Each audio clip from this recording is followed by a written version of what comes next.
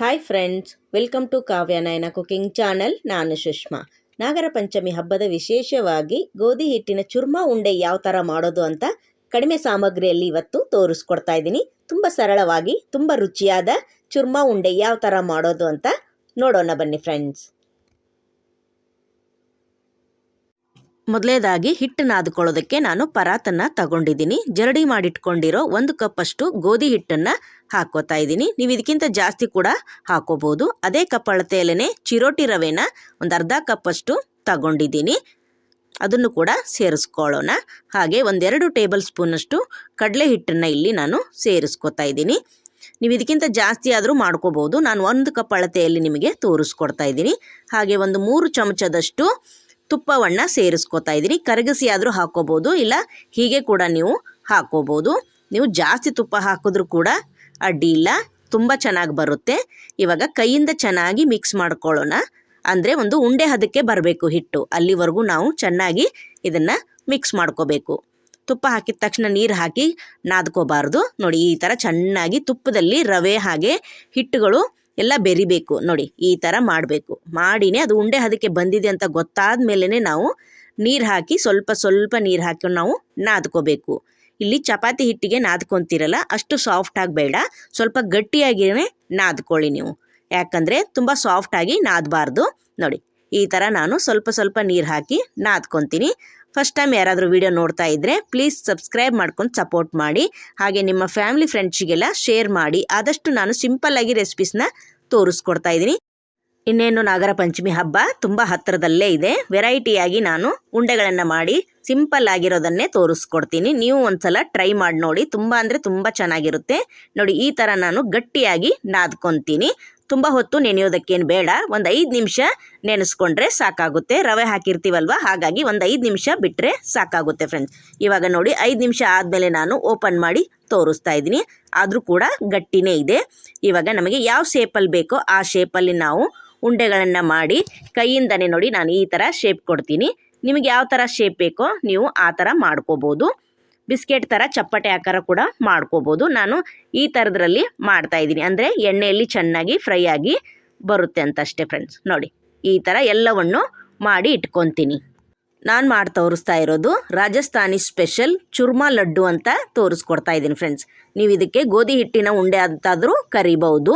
ತುಂಬ ಅಂದರೆ ತುಂಬ ಚೆನ್ನಾಗಿರುತ್ತೆ. ಮಾಡೋ ಉಂಡೆ ಡಿಫ್ರೆಂಟ್ ಆಗಿರುತ್ತೆ ಅಷ್ಟೇ ಫ್ರೆಂಡ್ಸ್. ಟೇಸ್ಟು ಕೂಡ ಅಷ್ಟೇ ತುಂಬ ಡಿಫ್ರೆಂಟ್ ಆಗಿರುತ್ತೆ. ಯಾವಾಗಲೂ ನೀವು ಗೋಧಿ ಹಿಟ್ಟಲ್ಲಿ ಮಾಡಿರ್ತೀರ, ಇವತ್ತು ಒಂದು ಸಲ ಮಾಡಿ ನೋಡಿ, ತುಂಬ ಟೇಸ್ಟಿಯಾಗಿರುತ್ತೆ. ಹಾಗೆ ಇಲ್ಲಿ ಎಣ್ಣೆ ಕೂಡ ಬಿಸಿಯಾಗಿಟ್ಟಿದ್ದೀನಿ. ನೋಡಿ, ಬಿಸಿಯಾಗಿದೆ. ಒಂದೊಂದೇ ನಾನು ಮಾಡ್ಕೊಂಡಿರೋ ಚುರ್ಮಾ ಉಂಡೆಗಳನ್ನು ಹಾಕ್ಕೋತಾ ಇದ್ದೀನಿ. ಚೆನ್ನಾಗಿ ಇದನ್ನು ಫ್ರೈ ಮಾಡ್ಕೋಬೇಕು.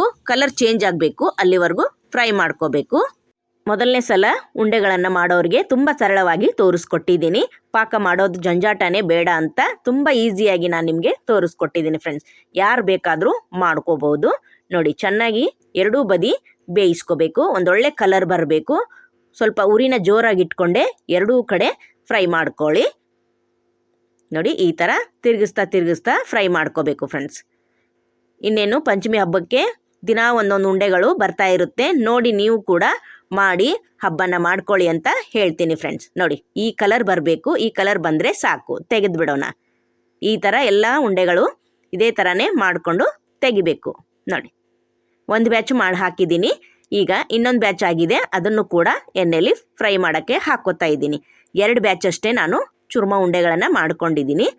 ನೋಡಿ, ಎಷ್ಟು ಹಿಡಿಸುತ್ತೋ ಅಷ್ಟೇ ಹಾಕಿ. ಫಸ್ಟ್ ಬ್ಯಾಚದ್ದು ನೋಡಿ ತಣ್ಣಗಾಗಿದೆ. ಇವಾಗ ಇದನ್ನು ಮುರ್ಕೊಳ್ಳೋಣ. ನೋಡಿ, ಈ ಥರ ಪುಡಿ ಮಾಡ್ಕೋಬೇಕು. ಸ್ವಲ್ಪ ಉಟ್ಟಾಗಿ ಪುಡಿ ಮಾಡಿಕೊಂಡ್ರೆ ಸಾಕಾಗುತ್ತೆ. ಏನು ಕೈಯಿಂದಾನೇ ನೈಸಾಗಿ ಪುಡಿ ಮಾಡಬೇಕಂತೇನಿಲ್ಲ. ನಾವು ಮಿಕ್ಸಿ ಜಾರಿಗೆ ಹಾಕ್ಕೊತೀವಿ. ನೋಡಿ, ಈ ಥರ ಗಟ್ಟಿಯಾಗಿರುತ್ತೆ. ತಣ್ಣಗಾದ್ಮೇಲೆ ನೀವು ಈ ಥರ ಪುಡಿ ಮಾಡ್ಕೋಬೇಕು. ನೋಡಿ, ಆ ಬ್ಯಾಚು ಕೂಡ ರೆಡಿಯಾಗಿದೆ. ಇವಾಗ ಇದನ್ನು ನಾನು ಪುಡಿ ಮಾಡ್ಕೊಂಡಿದ್ದೀನಿ. ಅದು ಕೂಡ ತಣ್ಣಗಾದ್ಮೇಲೆ ಇದೇ ಥರನೇ ಅದನ್ನು ಮಾಡ್ಕೊತೀನಿ ಫ್ರೆಂಡ್ಸ್. ನೋಡಿ, ಎಲ್ಲ ಒಟ್ಟಾಗಿ ನಾನು ಪುಡಿ ಮಾಡ್ಕೊಂಡಿದ್ದೀನಿ. ಇವಾಗ ಪುಡಿ ಅಂತಂದರೆ ಇವಾಗ ಮಿಕ್ಸಿಗೆ ಹಾಕಿನೇ ನಾವು ಪುಡಿ ಮಾಡ್ಕೊಳ್ಳೋಣ. ಕೈಯಿಂದ ದಪ್ಪ ಆಗಿ ಅದನ್ನು ಒಡ್ಕೊಂಡಿದ್ದೀನಿ. ನೋಡಿ, ಈ ಥರ ಆಗಿದೆ. ಇವಾಗ ಎಲ್ಲವನ್ನು ನಾನು ಮಿಕ್ಸಿ ಜಾರಿಗೆ ಹಾಕ್ಕೊಂಡು ತರಿತರಿಯಾಗಿ ರುಬ್ಕೊಂಡು ಬರ್ತೀನಿ. ತರಿತರಿ ಅಂದರೆ ನೀವು ಬ್ರೆಡ್ ಕ್ರಮ್ಸ್ನೆಲ್ಲ ಮಾಡ್ಕೊತಿರಲ್ಲ, ಆ ಥರ ಇರಬೇಕು. ನೋಡಿ, ವಿಡಿಯೋದಲ್ಲಿ ಕಾಣಿಸ್ತಾ ಇದೆ ಅನ್ಕೊತೀನಿ. ನೋಡಿ, ಈ ಥರ ಇರಬೇಕು ಫ್ರೆಂಡ್ಸ್.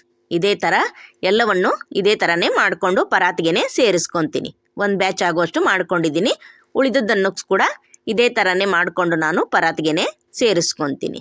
ನೀವು ಇದಕ್ಕಿಂತ ಕ್ವಾಂಟಿಟಿ ಜಾಸ್ತಿಯಾಗಿ ತಗೊಂಡ್ರು ಡಬಲ್ ಆಗಿ ಕ್ವಾಂಟಿಟಿನ ಕೂಡ ತಗೋಬೋದು. ನೋಡಿ ಈ ಥರ ಇದನ್ನು ಮಾಡಿಕೊಂಡು ಪುಡಿನೆಲ್ಲ ಮಿಕ್ಸ್ ಮಾಡ್ಕೊಂಡಿದ್ದೀನಿ. ಇವಾಗ ಇದಕ್ಕೆ ನಾನು ಬೆಲ್ಲವನ್ನು ರೆಡಿ ಮಾಡ್ಕೊಳ್ಳೋಣ. ಒಲೆ ಮೇಲೆ ಒಂದು ಕಡಾಯಿ ಇಟ್ಕೊಂಡಿದ್ದೀನಿ. 4 ಚಮಚದಷ್ಟು ತುಪ್ಪವನ್ನು ಸೇರಿಸ್ಕೊಳ್ಳೋಣ. ಚುರ್ಮ ಲಡ್ಡುಗೆ ಎಷ್ಟು ತುಪ್ಪ ಹಾಕ್ತೀರಾ ಅಷ್ಟು ಚೆನ್ನಾಗಿರುತ್ತೆ. ನಿಮ್ಮ ಹತ್ರ ಜಾಸ್ತಿ ಇದ್ದರೆ ಜಾಸ್ತಿನೇ ಹಾಕ್ಕೊಳ್ಳಿ ಫ್ರೆಂಡ್ಸ್, ಪರವಾಗಿಲ್ಲ. ತುಂಬ ಅಂದರೆ ತುಂಬ ರುಚಿಯಾಗಿರುತ್ತೆ. ಕಡಿಮೆ ಇರೋರು ಒಂದು 4 ಚಮಚದಷ್ಟು ತುಪ್ಪವನ್ನು ಹಾಕ್ಕೋಬೋದು. ಹಾಗೆ ನಾನಿಲ್ಲಿ 1 ಕಪ್ ಅಳತೆಯಲ್ಲೇ ಬೆಲ್ಲವನ್ನು ಪುಡಿ ಮಾಡಿ ಹಾಕೋತಾ ಇದ್ದೀನಿ. ನೀರೇನು ಹಾಕೋತಾ ಇಲ್ಲ. ನಾನು ಒಂದು 4 ಚಮಚದಷ್ಟು ತುಪ್ಪವನ್ನು ಮಾತ್ರ ಸೇರಿಸ್ಕೊಂಡಿದ್ದೀನಿ. ಇವಾಗ ತುಪ್ಪದಲ್ಲೇ ನಾನು ಚೆನ್ನಾಗಿ ಬೆಲ್ಲವನ್ನು ಕರಗಿಸ್ಕೊತೀನಿ. ಇಲ್ಲಿ ಪಾಕ ಏನು ಮಾಡ್ತಾ ಇಲ್ಲ, ನಾವು ಜಸ್ಟ್ ಬೆಲ್ಲನ ಕರಗಿಸ್ಕೊತಾ ಇದ್ದೀವಿ. ಕರಗಿ ಒಂದು ಕುದಿ ಬಂದರೆ ಸಾಕು, ನಾವು ಪುಡಿನ ಹಾಕ್ಕೊಂಡ್ಬಿಡ್ತೀವಿ. ನೋಡಿ ಈ ಥರ ಆದರೆ ಸಾಕಾಗುತ್ತೆ. ಜಾಸ್ತಿ ಹೊತ್ತು ಬೆಲ್ಲನ ಮಿಕ್ಸ್ ಮಾಡ್ತಾ ಇದ್ದರೆ ಗಟ್ಟಿ ಪಾಕ ಬಂದ್ಬಿಡುತ್ತೆ. ಆವಾಗ ನಿಮಗೆ ಉಂಡೆ ಕಟ್ಟೋದಕ್ಕೆ ಕಷ್ಟ ಆಗ್ಬೋದು. ಅದಕ್ಕೋಸ್ಕರ ನೋಡಿ ಒಂದು ಕುದಿ ಕುದ್ದಿದೆ. ಇವಾಗ ನಾನು ಫ್ಲೇವರ್ಗೋಸ್ಕರ ಏಲಕ್ಕಿ ಪೌಡ್ರನ್ನ ಸೇರಿಸ್ತಾ ಇದ್ದೀನಿ. ಚೆನ್ನಾಗಿ ಒಂದ್ಸಲ ಮಿಕ್ಸ್ ಮಾಡಿಕೊಂಡು ನಾವು ಮಾಡಿಟ್ಕೊಂಡಿರೋ ಪುಡಿನ ಇದಕ್ಕೆ ಸೇರಿಸ್ಕೊಳ್ಳೋಣ. ನೋಡಿ ಒಂದು ಕುದಿ ಬಂದರೆ ಸಾಕಾಗುತ್ತೆ, ಜಾಸ್ತಿ ಹೊತ್ತು ಫ್ರೈ ಮಾಡೋದೇ ಬೇಡ ಬೆಲ್ಲನ. ಇವಾಗ ನಾವು ಮಾಡಿಕೊಂಡಿರೋ ಪುಡಿನೆಲ್ಲವನ್ನು ಸೇರಿಸ್ಕೊಳ್ಳೋಣ. ನೋಡಿ ತುಂಬ ಸುಲಭ ಫ್ರೆಂಡ್ಸ್. ಫಸ್ಟ್ ಟೈಮ್ ಯಾರು ಮಾಡಿದ್ರೂ ಕೂಡ ಫೇಲ್ ಆಗೋದಿಲ್ಲ. ತುಂಬ ಪರ್ಫೆಕ್ಟಾಗಿಯೇ ಮಾಡ್ಕೊತೀರ. ಒಂದು ಸಲ ಮಾಡಿ ನೋಡಿ, ನಿಮಗೂ ಕೂಡ ತುಂಬ ಇಷ್ಟ ಆಗುತ್ತೆ. ನಾನಿಲ್ಲಿ ವಾಟರ್ ಮೆಲನ್ ಸೀಡ್ಸ್ನ ಹಾಕೋತಾ ಇದ್ದೀನಿ. ಇದ್ರ ಬದಲು ನೀವು ಬೇರೆ ಡ್ರೈ ಫ್ರೂಟ್ಸ್ನೆಲ್ಲ ತುಪ್ಪದಲ್ಲಿ ಹುರಿದು ಹಾಕೋಬೋದು, ಹಾಗೆ ಕೂಡ ಹಾಕೋಬೋದು ಫ್ರೆಂಡ್ಸ್. ನಾನು ಬರೀ ಸೀಡ್ಸ್ನ ಮಾತ್ರ ಹಾಕೋತಾ ಇದ್ದೀನಿ. ನೋಡಿ ಇವಾಗ ಚೆನ್ನಾಗಿ ಮಿಕ್ಸ್ ಮಾಡ್ಕೋಬೇಕು.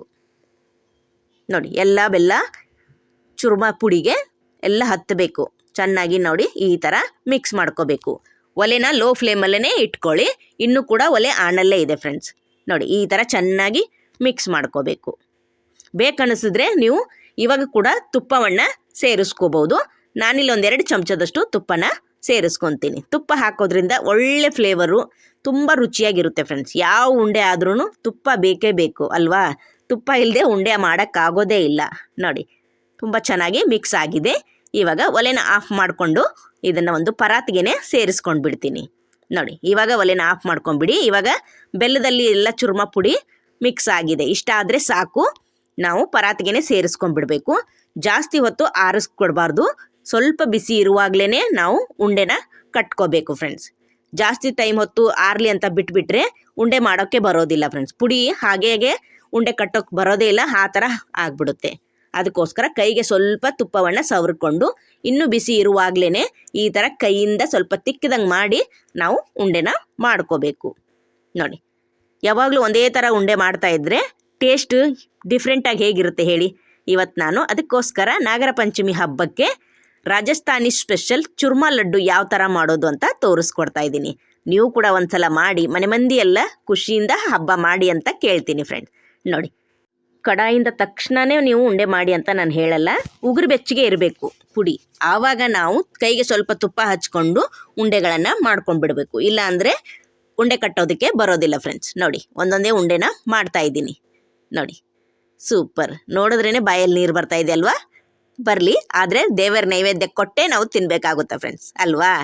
ನಾಗರ ಪಂಚಮಿ ಹಬ್ಬಕ್ಕೆ ನೀವು ಕೂಡ ಒಂದ್ಸಲ ಮಾಡಿ ನೋಡಿ, ನಿಮಗೂ ಕೂಡ ಇಷ್ಟ ಆಗುತ್ತೆ ಫ್ರೆಂಡ್ಸ್. ನೋಡಿ ಎಲ್ಲವನ್ನು ಮಾಡಿಟ್ಕೊಂಡಿದ್ದೀನಿ. 1 ಕಪ್ ಗೋಧಿ ಹಿಟ್ಟು, ಅರ್ಧ ಕಪ್ ರವೆಗೆ 2 ಸ್ಪೂನು ಕಡಲೆ ಹಿಟ್ಟಿಗೆ ನಾನಿಲ್ಲಿ ಒಂದು 15ರಿಂದ 16 ಉಂಡೆಗಳನ್ನು ಮಾಡ್ಕೊಂಡಿದ್ದೀನಿ. ನೀವು ಇದಕ್ಕಿಂತ ಸಣ್ಣದಾಗಿ ಕೂಡ ಮಾಡ್ಕೋಬೋದು, ಇಲ್ಲ ದೊಡ್ಡದಾಗಿ ಕೂಡ ಮಾಡ್ಕೋಬೋದು. ನೋಡಿ ಒಂದು ಒಡೆದ್ಬಿಟ್ಟು ತೋರಿಸಿದ್ದೀನಿ. ಎಷ್ಟು ಸಾಫ್ಟಾಗಿ ಟೇಸ್ಟಿಯಾಗಿ ಬಂದಿದೆ ಅಂತ ನೀವೇ ನನಗೆ ಹೇಳ್ತೀರಾ ಫ್ರೆಂಡ್ಸ್. ನೋಡಿ ಸೂಪರ್. ಇದೇ ಥರ ನಾಗರ ಪಂಚಮಿ ಹಬ್ಬಕ್ಕೆ ನೀವು ಕೂಡ ಒಂದ್ಸಲ ಮಾಡಿ ನೋಡಿ. ಈ ವಿಡಿಯೋ ನಿಮಗೆ ಇಷ್ಟವಾಗಿದ್ದರೆ ಪ್ಲೀಸ್ ಲೈಕ್ ಮಾಡಿ, ಶೇರ್ ಮಾಡಿ, ಕಮೆಂಟ್ ಮಾಡಿ, ಸಬ್ಸ್ಕ್ರೈಬ್ ಮಾಡ್ಕೊಳ್ಳಿ. ನಮ್ಮ ವಿಡಿಯೋ ನೋಡಿದ್ದಕ್ಕಾಗಿ ನಿಮ್ಮೆಲ್ಲರಿಗೂ ಧನ್ಯವಾದ.